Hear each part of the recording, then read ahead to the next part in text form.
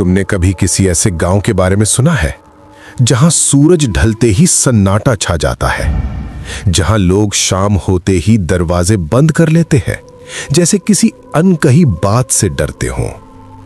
ऐसा ही एक गांव था, देवपुर। छोटा सा गांव, मिट्टी के घर, पुराने पेड़, लेकिन उसके बीचों बीच खड़ा था एक पत्थर का मंदिर।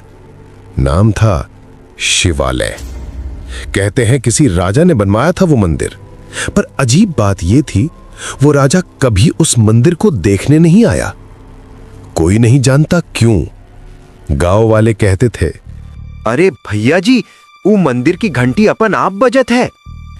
कभी किसी ने उसे छुआ नहीं, फिर भी रात के सन्नाटे में वो टन टन की आवाज गूंज उठती, और जैसे ही वो आवाज आती पूरा गांव थम जाता था।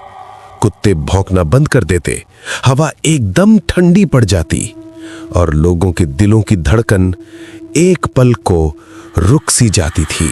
कई घरों में औरतें अपने बच्चों को सीने से लगा लेती, बूढ़े दरवाजे की कुंडी कसकर बंद कर देते। कोई बाहर झांकने की हिम्मत नहीं करता था। कहते हैं जो भी उस वक्त बाहर होता उसे महसूस होता जैसे कोई पीछे से देख रहा हो। कोई नहीं जानता था कि वो आवाज कहां से आती है।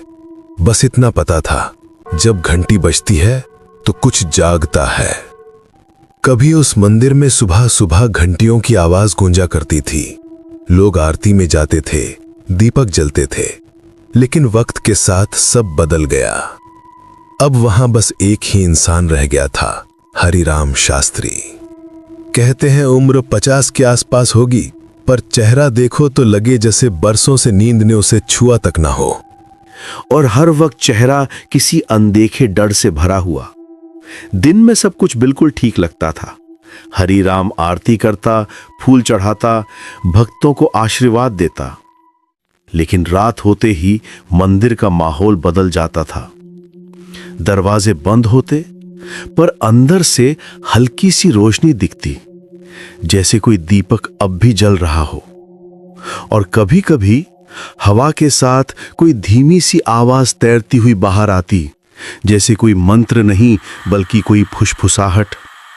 कई लोगों ने कहा कि उन्होंने हरिराम को रात में खुद से बातें करते देखा है, जैसे कोई उसके सामने खड़ा हो, लेकिन वहां कोई नहीं होता। गांव की औरतें धीरे से कहती, रात में मंदिर मत जाना, वहां अब भगवान नहीं रहते। कहते हैं हरिराम के पिता भी इसी मंदिर के पुजारी थे। बहुत श्रद्धालु, शांत स्वभाव के इंसान। हर शाम जब वो मंदिर की घंटी बजाते तो पूरा गांव थम जाता था। हवा में भक्ति की खुशबू घुल जाती थी। लेकिन एक रात सब कुछ खामोश हो गया। न आवाज, न कोई निशान। सुबह जब लोग मंदिर पहुंचे तो दरवाजा खुला था। दिए अब भी जल रहे थे, पर अंदर कोई नहीं था। उस रात के बाद से मंदिर की हवा बदल गई। अब वहां भक्ति नहीं, डर था। जब भी हवा चलती, घंटी बिना छुए हिल जाती थी। लोग कहते थे वो गया नहीं, वो अब भी यहीं है। हरिराम से सबने कहा, बेटा ये मंदिर छोड़ दे, अब ये जगह पवित्र नहीं रही। लेकिन वो बस शांत होकर कहता, मैंने देवों से वचन लिया है, यहां से नहीं जाऊंगा। धीरे धीरे लोगों की बातें भी डर में बदल गईं। कोई कहता, अरे भाई, अब वो भगवान की नहीं, किसी अंधेरे देव की पूजा करता है। गांव वाले अब मंदिर के पास से गुजरते हुए कदम तेज करते थे, और जैसे ही शाम ढलती उनके चेहरे का रंग उड़ जाता था। और जब अंधेरा पूरी तरह उतर आता तो लगता था मंदिर की दीवारों से कोई धीमी आवाजें फुसफुसा रही हैं। उस वक्त न कोई पीछे मुड़कर देखता, न सांस लेने की हिम्मत करता। बस जल्दी से घर के अंदर भाग जाते, जैसे डर खुद पीछे पीछे चल रहा हो। और फिर आई वो अमावस्या की रात। गांव जैसे किसी अनजाने डर में सिमट गया था। हवा तक थमी हुई थी। उसी रात गांव का एक किशोर रामू मंदिर के पीछे के रास्ते से जा रहा था। वो बस खेतों से होकर घर लौट रहा था, लेकिन तभी उसे अंदर से कुछ सुनाई दिया। वो मंत्र जैसी आवाज थी, पर उसमें कुछ गड़बड़ थी। वो संस्कृत नहीं लग रही थी, वो आवाजें जैसे किसी के गले के भीतर से रेंग रही हों। रामू के कदम अपने आप रुक गए। दिल जोर से धड़कने लगा। उसने मंदिर की दीवार में बनी एक छोटी सी दरार से झांका और जो उसने देखा वो जिंदगी भर नहीं भूल पाया। हरिराम दीपक के चारों ओर कुछ डाल रहा था, कुछ लाल सा तरल जो जमीन पर फैलता जा रहा था। उस गोले के बीच में कोई मूर्ति नहीं थी, बस एक काली परछाई जो खुद ब खुद हिल रही थी जैसे जिंदा हो। रामू का चेहरा एकदम सफेद पड़ गया, उसकी सांसें तेज हो गईं। वो पीछे हटा पर उसके पांव कांप रहे थे।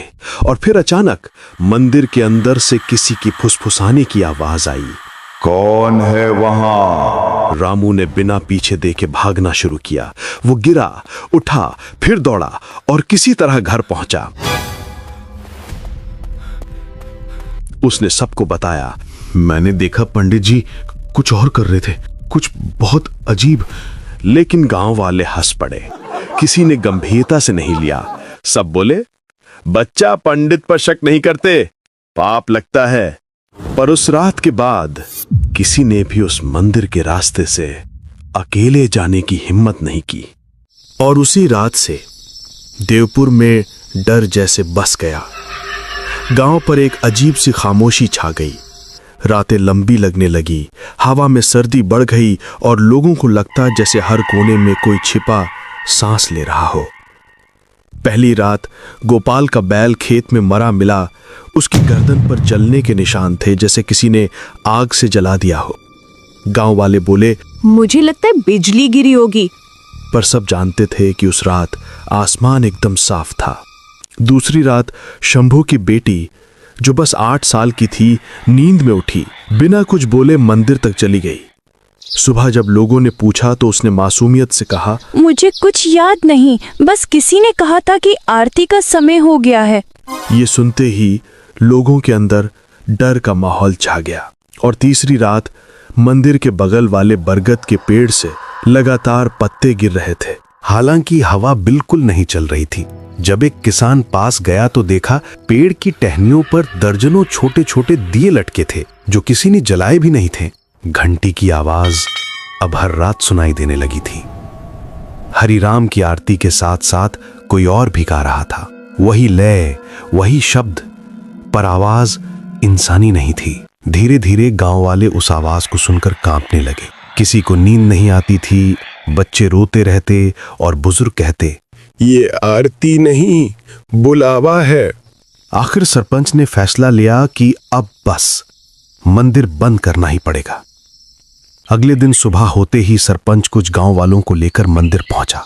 लोग धीरे धीरे आगे बढ़े और देखा मंदिर के दरवाजे के सामने राख की एक सीधी रेखा बनी हुई थी।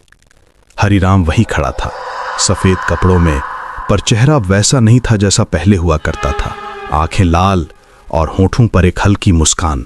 उसने शांत आवाज में कहा, जिसने इस रेखा को पार किया, सूरज उसके लिए दोबारा नहीं उगेगा। किसी ने कुछ नहीं कहा। लोगों के पैर अपने आप पीछे हटने लगे। दिल जोर जोर से धड़क रहा था। किसी की हिम्मत नहीं हुई नजदीक जाने की।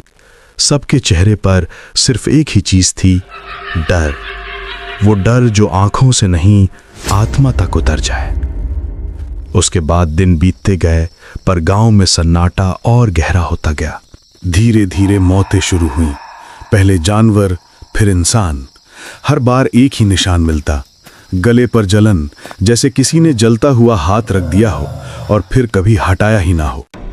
रात पूरी तरह काली थी, बिना चांद, बिना हवा। बस दूर कहीं से आती वो आवाज जैसे किसी को बुला रही हो। गांव के 5 लोग, गोपाल, रामू, शंभू और 2 और, कांपते हाथों में मशाले लिए मंदिर की ओर बढ़े। किसी ने कहा, आज जो भी हो इसे खत्म करके रहेंगे। पर किसी के कदमों में भरोसा नहीं था। सब जानते थे ये रास्ता शायद लौटने का नहीं है। जैसे ही उन्होंने मंदिर का दरवाजा खोला, अंदर की ठंडी हवा ने मशाले हिला दी। जमीन पर राख से बने थे अजीब से त्रिकोण, जिनसे हल्की भाप उठ रही थी। बीच में हरिराम बैठा था, आंखें बंद, होंठ हिल रहे थे जैसे किसी को पुकार रहा हो, जो यहां नहीं पर फिर भी मौजूद हो।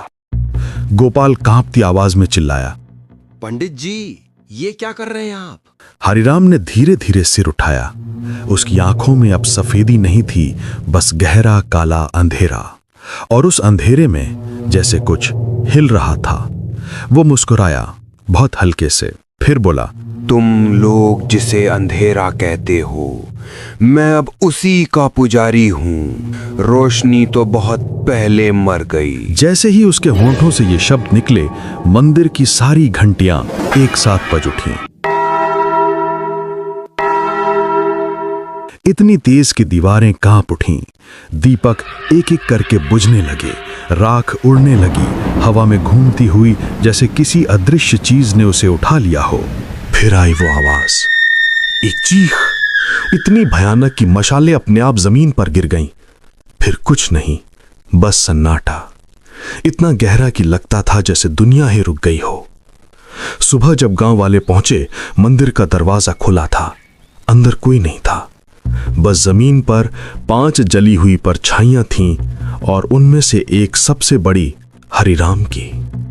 कहते हैं आज भी जब अमावस्या की रात आती है तो मंदिर की घंटी अपने आप बजती है और हवा में वही चीख सुनाई देती है, हल्की पर इतनी डरावनी कि हड्डियां तक ठंडी पड़ जाए। लोग डर के मारे अपना सब कुछ छोड़कर भाग गए। खेत, घर, मवेशी सब वहीं रह गए। मंदिर के चारों ओर फैल गया एक ऐसा सन्नाटा जो आज तक टूटा नहीं। साल बीत गए। देवपुर अब बस नक्शे पर एक धुंधला नाम भर रह गया था। लोग उस दिशा में देखना तक पसंद नहीं करते थे। मंदिर का नाम लेना तो दूर की बात थी। लेकिन फिर 1970 की एक सुबह शहर से कुछ अफसर आए, हाथों में नक्शे, दिमाग में जिज्ञासा और दिल में जरा भी डर नहीं। कहते थे कि पुराना मंदिर है, शायद नीचे कोई ऐतिहासिक धरोहर छिपी हो। गांव के बुजुर्गों ने बहुत समझाया कि उसे मत छेड़ो जो खुद जागा हुआ है, पर उन्होंने हंसकर बात डाल दी। खुदाई शुरू हुई। पहले मिट्टी निकली, फिर पत्थर, और फिर नीचे से एक अजीब सी खोखली गूंज सुनाई दी, जैसे जमीन के भीतर कोई सांस ले रहा हो।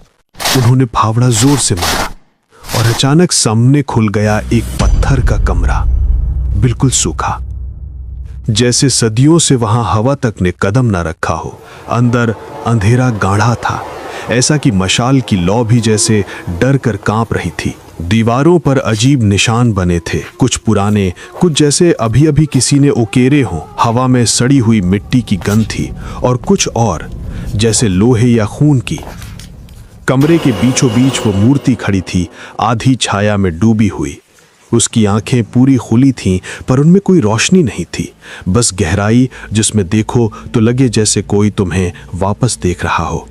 और तभी पीछे से एक अफसर की आवाज टूटी, ये मूर्ति सांस ले रही है क्या? बाकी सबने कुछ नहीं कहा, क्योंकि तब तक सब सुन चुके थे। पत्थर के नीचे से आती वो धीमी सी धक धक धक, जैसे जमीन के अंदर कुछ जिंदा था। रात में वो अफसर देर तक अपनी रिपोर्ट टाइप करता रहा। कमरे में बस टेबल लैंप की पीली रोशनी थी। टाइपराइटर पर उसकी उंगलियां थम गईं और आखिरी लाइन पर लिखा रह गया, सब्सक्राइब। उसके बाद टाइपराइटर अपने आप चलने लगा। सुबह कमरे का दरवाजा अंदर से बंद मिला।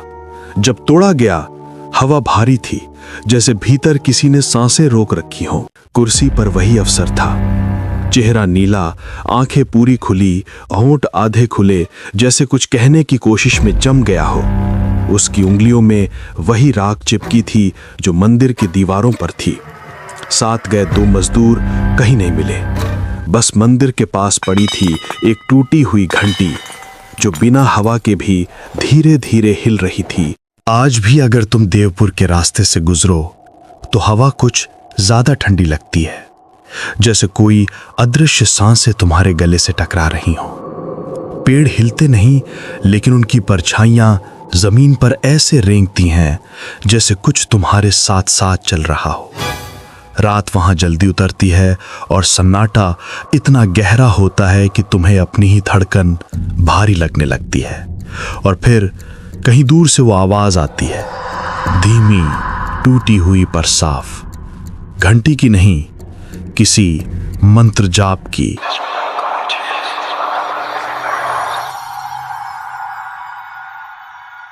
कभी कभी उस आवाज के बीच किसी के हल्के कदमों की आहट भी सुनाई देती है, जैसे कोई पुराने मंदिर की ओर जा रहा हो, या शायद तुम्हारी तरफ। लोग कहते हैं वो हरिराम की आवाज है, जो अब भी आरती शुरू होने से पहले सबको पुकारता है। और अगर उस वक्त तुम्हें ठंडी हवा तुम्हारे कान के पास से गुजरती महसूस हो, तो समझ लेना वो तुम्हारे बहुत करीब है। हर अमावस्या को वो घंटी 3 बार बजती है।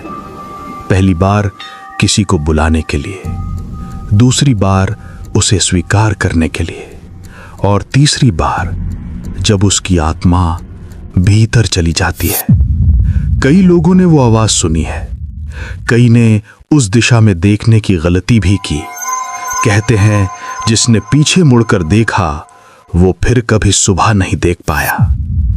तो अगर कभी रात में देवपुर के उस रास्ते पर हवा तुम्हारे कानों में कोई फुसफुसाहट लाए और कोई बहुत पास से बहुत धीरे से कहे, प्रसाद ले लो, आरती शुरू होने वाली है, तो बस चलते रहना, क्योंकि अगर तुम रुके तो वो आरती तुम्हारे लिए होगी।